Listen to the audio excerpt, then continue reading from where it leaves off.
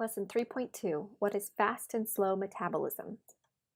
The goals of this lesson are to give students enough background in metabolic rate so that they can think critically when it comes to weight loss supplements that promise to speed up your metabolism and burn fat fast, and to determine what changes your metabolic rate and how you can speed up or slow down your metabolism.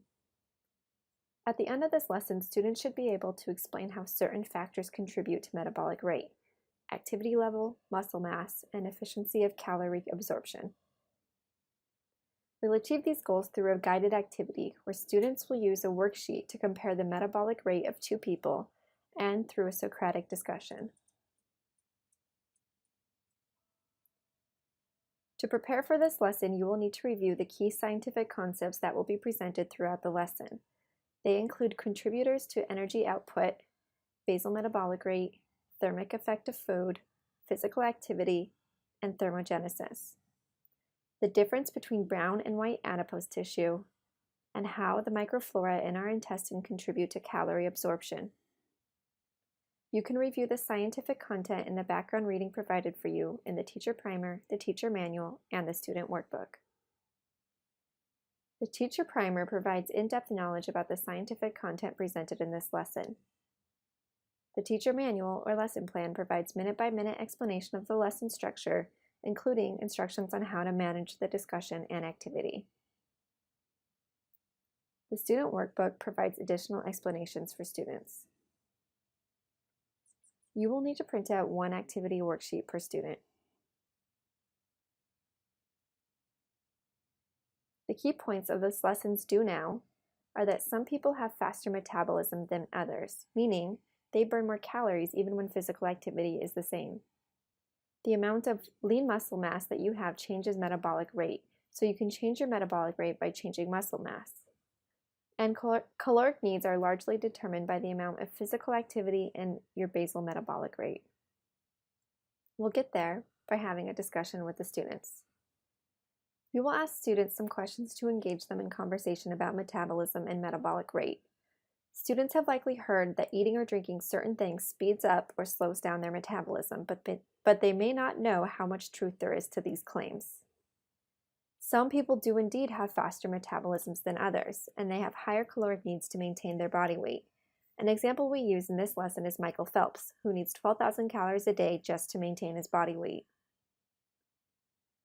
Before moving on to the activity, you should make the distinction between calories needed just to survive and keep bodily functions going, called basal metabolic rate or resting metabolic rate, and calories needed for muscle movements during physical activity. The key points of this lesson activity are: the amount of lean muscle mass you have changes your basal metabolic rate, and certain types of exercise can change your basal metabolic rate over time by altering your body composition. We'll get there by having students complete a worksheet in groups, then discussing their answers as a class. Students will use the activity worksheet to first calculate how many pounds of muscle someone would need to gain to metabolize a 1,000 calorie meal. Then students will use tables to determine how many calories someone would need for different types of exercise. The point here is that different types of exercise may burn the same number of calories, but you can actually increase your basal metabolic rate by increasing lean muscle mass. So someone that wants to burn more calories over time should engage in weightlifting or resistance training to increase their lean muscle mass. You can review the activity using the worksheet answer key, which has everything organized just as your students will be organizing their answers. The teacher manual has instructions to guide you through this activity and even offers points of discussion for your students.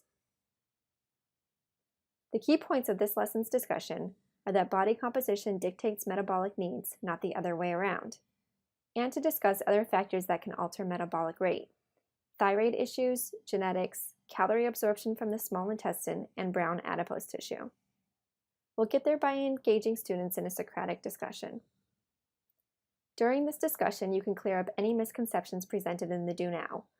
One large misconception is that genetics is the main culprit in the obesity epidemic.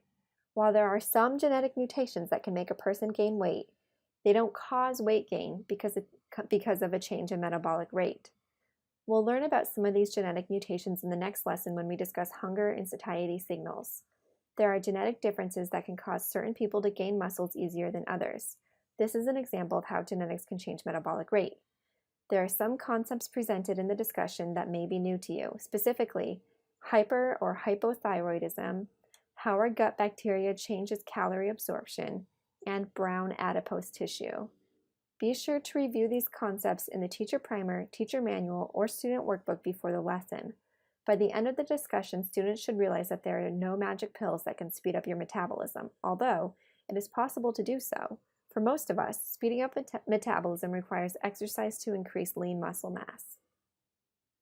The key point of this lesson's wrap-up is that body composition dictates metabolic needs, not the other way around. We'll get there by having a short discussion. In this wrap-up, we remind students of Bill and Bob, the characters from Lesson 3.1. Bob, who is obese, has a higher percent body fat and likely has a slower resting metabolic rate than Bill, who has a lot of lean muscle mass. The key point of this lesson's homework is that even though our bodies burn a set amount of calories in a given day, we can easily eat more calories than we need. We'll get there by having students complete a writing assignment. They will brainstorm why it is difficult for people to regulate their weight. The goal of this homework is to get students to think about the content we will present over the next several lessons. Even when people know how many calories they should consume in a day, we often eat more. Why is this? Students may ask whether caffeine speeds up metabolism. The answer is that scientific studies have shown an increase in metabolic rate with caffeine use. There are some caveats, however, as most studies have looked at very high doses of caffeine, 400 to 500 milligrams, and the effects vary for lean and obese people. At the end of this lesson, students should be able to explain how certain factors contribute to metabolic rate: activity level, muscle mass, and the efficiency of calorie absorption. Remind students that when we're talking about metabolic rate, we're really talking about how quickly macronutrients are being converted to ATP.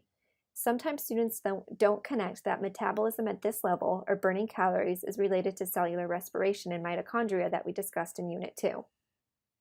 This lesson is only intended to address what determines calorie output. It does not address what determines calorie input. We will be learning about what makes us hungry and why we have food cravings in lessons 3.3 and 3.4. Don't forget that if you have any questions, concerns, or feedback, to let us know. You can contact any of the CTSE team members and we'll be happy to help.